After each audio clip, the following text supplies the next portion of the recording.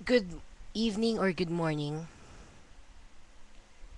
It's been really tough, but I am really much fearful because my country has been placed in a year-long state of calamity, and which I don't totally agree on because it's gonna give a perfect opportunity for those unscrupulous officials to steal from it, the calamity fund or the donations and stuff.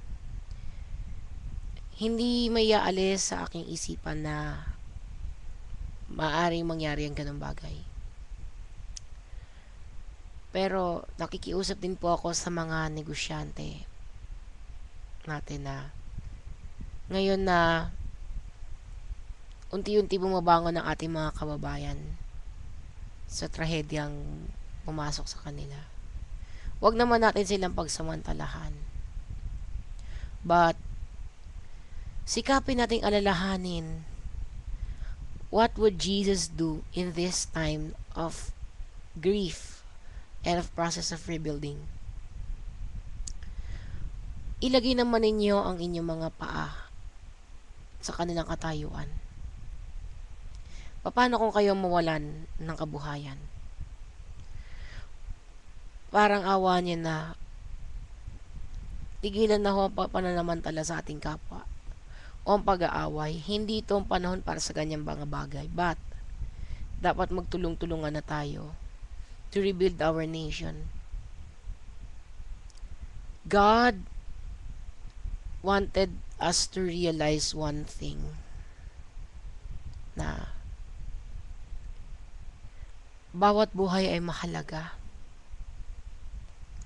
Nasa atin na yun kung paano natin aalagaan ang ating buhay. At ang kanyang mga pinahiram sa atin o ay pinagkatiwala gaya ng kalikasan. Nakikiusap po ako mga kababayan, lalo sa mga tao na nasalanta. Mahirap o madaling sabihin pero mahirap gawin, pero sikapin ninyo na wag yung aasa na lamang sa mga dole out, pero yung mamuhay sa sarili mga paa dahil may limitations din ito. Tsaka magdasal, pagsisihan ng ating mga kasalanan bago pa mahuli ang lahat. Yung mga nangyaring trahedya sa atin almost 2 weeks ago,